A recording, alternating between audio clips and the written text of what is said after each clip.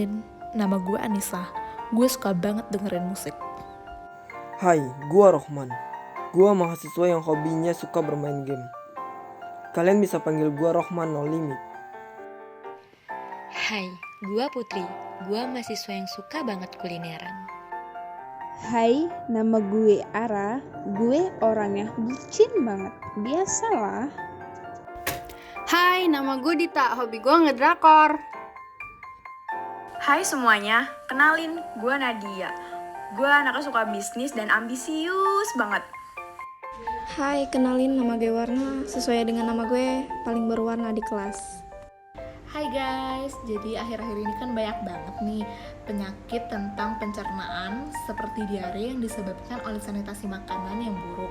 Nah makanya di video kali ini gue dan teman-teman gue sepakat banget mau buat video tentang sanitasi makanan dan minuman yang baik dan benar agar kita semua terhindar dari penyakit-penyakit kayak tadi. Sebelumnya, kalian udah tahu belum sih pengertian dari sanitasi makanan dan minuman? Gue kasih tahu dulu ya. Sanitasi makanan adalah suatu upaya untuk mengendalikan faktor tempat, peralatan, orang, dan juga makanan yang mungkin atau dapat menyebabkan gangguan kesehatan dan juga keracunan makanan. Peran makanan.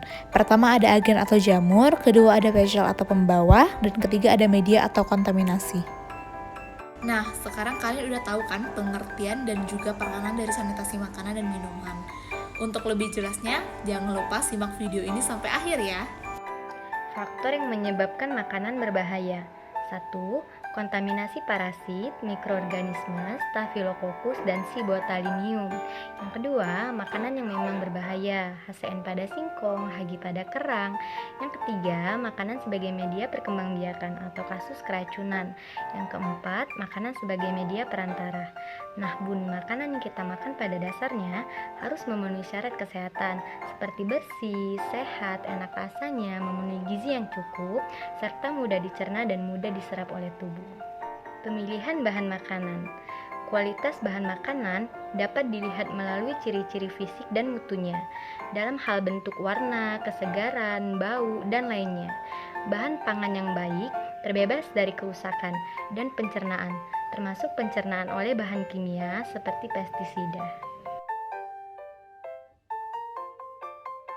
Penyimpanan bahan makanan. Penyimpanan bahan makanan itu bisa kita lakukan dengan 4 cara, yaitu yang pertamanya penyimpanan sejuk atau cooling, penyimpanan dingin atau chilling, penyimpanan dingin sekali atau freezing, dan yang terakhir penyimpanan beku atau frozen.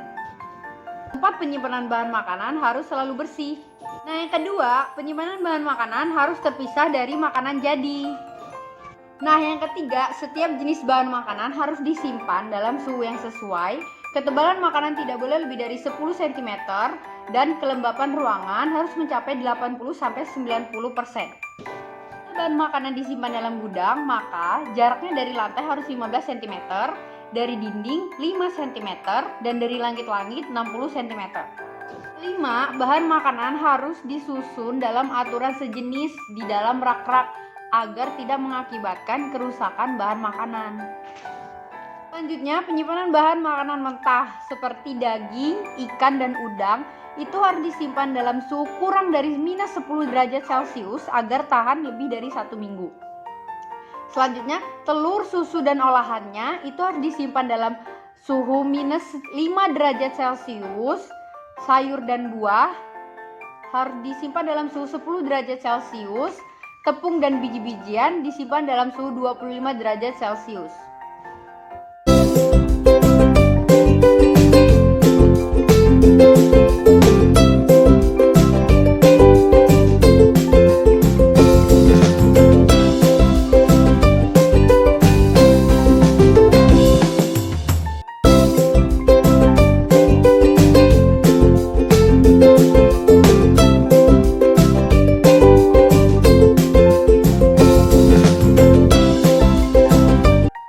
Hai semuanya, setelah tadi kita udah tahu faktor apa saja sih yang menyebabkan makanan berbahaya, kemudian gimana sih caranya memilih bahan makanan yang tepat, kemudian setelah itu kita juga udah belajar nih bagaimana menyimpan bahan makanan yang tepat. Nah, sekarang Nadia bakal jelasin ke teman-teman semua gimana cara mengolah makanan yang tepat. Karena kalau kita udah tahu bahan makanan yang tepat, kemudian kita udah menyimpan makanan dengan benar, tapi pengolahannya tidak benar, kan sia-sia kan? Jadi simak terus videonya. Jadi terkait dengan pengolahan makanan, yang pertama kita harus mendahulukan memasak masakan yang tahan lama. Nih, maksud dari kita mendahulukan makanan yang tahan lama, itu misalnya nih, teman-teman masak sayur bayam dan rendang daging. Nah, seperti yang kita ketahui, semua masakan itu harus mencapai tingkat kematangan dan porsi yang tepat. Ketika Anda memasak daging, itu kita udah tahu kalau daging itu lebih lama, lebih membutuhkan waktu yang lebih lama untuk mencapai tingkat kematangan yang tepat. Sedangkan kalau sayur bayam itu tidak. Nah, seperti yang kita ketahui juga bahwa sayur bayam itu sebenarnya tidak bisa atau tidak boleh dimasak 2 kali. Maka dari itu kita lebih mengutamakan untuk memasak daging rendang terlebih dahulu. Kemudian setelah Anda selesai memasak daging rendang tersebut, boleh beralih ke sayur bayam seperti itu. Kemudian yang kedua adalah makanan yang rawan dimasak di akhir waktu memasak. Maksud dari memasak makanan yang rawan itu di akhir, itu berkaitan dengan poin yang pertama tadi. Jadi yang kita ketahui, misalkan kita ingin memasak nih, terus kita sudah tahu makanan apa sih yang rawan terjadi basi, misalnya makanan yang bersantan atau makanan yang lainnya yang bisa teman-teman ketahui yang cepat untuk basi. Nah, itu dimasak di akhir aja. Kemudian yang ketiga adalah menyimpan makanan yang belum saatnya dimasak di dalam almari es. Menyimpan masakan ataupun makanan di almari es sebenarnya tidak harus di almari es. Jadi masakan ataupun makanan itu disimpan dengan suhu yang sesuai. Kalau misalkan kita ketahui seperti daging, sayur, itu memang harus dimasukkan ke dalam almari es. Karena kalau tidak, daging akan membusuk, sayur juga akan melayu. Tapi berbeda nih dengan jenis seperti kacang-kacangan atau bawang dan yang lainnya. Yang keempat adalah memperhatikan uap makanan. Nah, memperhatikan uap makanan. Mungkin teman-teman semua udah nggak asing lagi sama yang keempat tadi, yang keempat ini. Karena mungkin teman-teman ataupun ibu-ibu teman-teman semua pasti suka bilang, panci sayurnya masih panas, pancinya tolong ya jangan ditutup dulu. Kemudian misalnya nih teman-teman juga diberikan bekal sama ibu teman-teman, kemudian Tupperware-nya dibiarkan terlebih dahulu terbuka agar uap makanannya keluar dulu. Kemudian yang kelima adalah makanan yang sudah matang tidak boleh dijamah dengan tangan. Nah, makanan yang matang tidak boleh dijamah dengan tangan.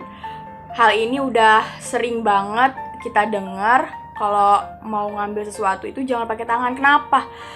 Mungkin kita melihat tangan kita ini udah bersih, tapi kita nggak tahu mikroba-mikroba ataupun kuman atau virus yang ada di tangan kita itu tidak terlihat. Maka dari itu diusahakan ketika kita ingin mengambil makanan ataupun masakan itu harus menggunakan sendok, centong, ataupun pecapit lainnya. Jangan langsung mengambil makanan dengan menggunakan tangan kita, karena itu akan mengkontaminasi makanan tersebut.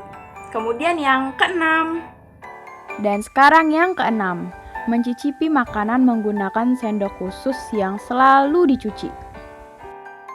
Nah, ini harus diperhatikan nih buat teman-teman yang suka mencicipi masakan ataupun makanan ibu dari teman-teman, ataupun teman-teman yang suka masak. Pasti teman-teman sering nih mencicipi apakah makanannya sudah pas, apa terlalu asin atau kurang manis. Nah, pasti teman-teman menggunakan sendok. Nah, ketika teman-teman mencicipi makanan tersebut untuk ke yang kedua kalinya, diusahakan sendok tersebut diganti. Atau misalnya teman-teman tidak ingin repot-repot mengganti sendoknya, teman-teman boleh mencucinya terlebih dahulu dengan air bersih hingga bersih.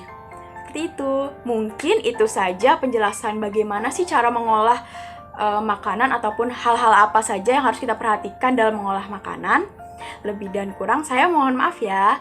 Selamat menonton videonya kembali ke materi yang berikutnya. Cara penyimpanan makanan.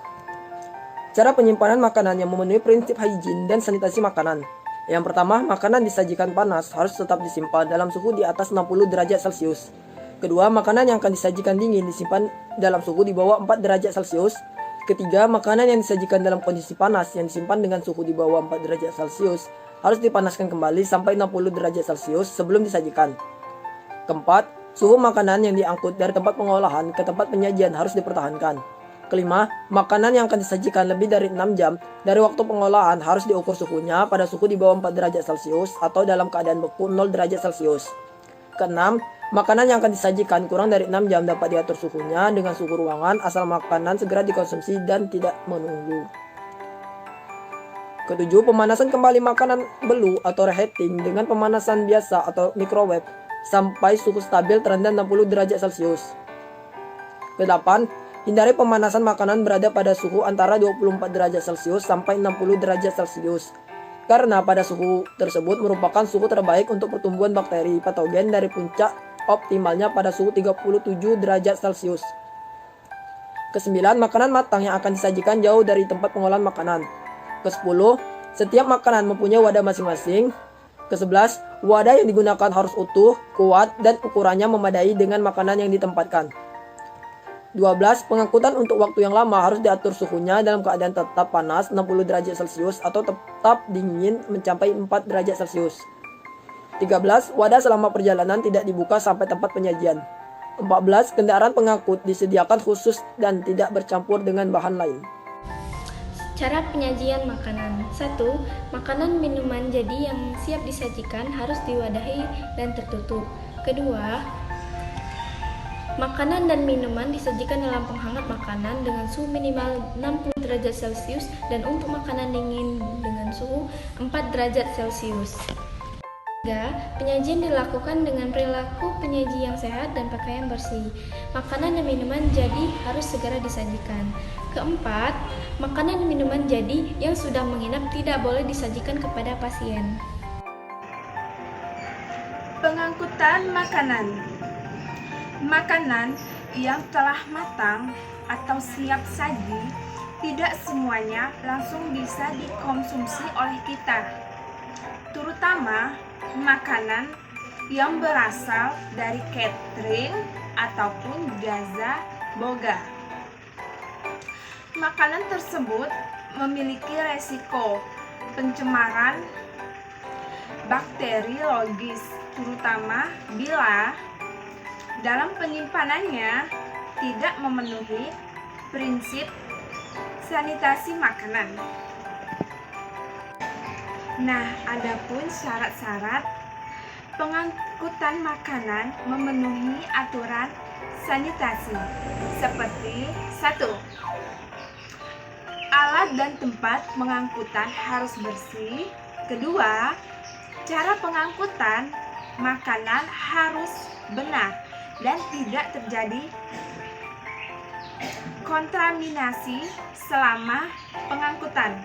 Ketiga, pengangkutan makanan yang melewati daerah kotor harus dihindari.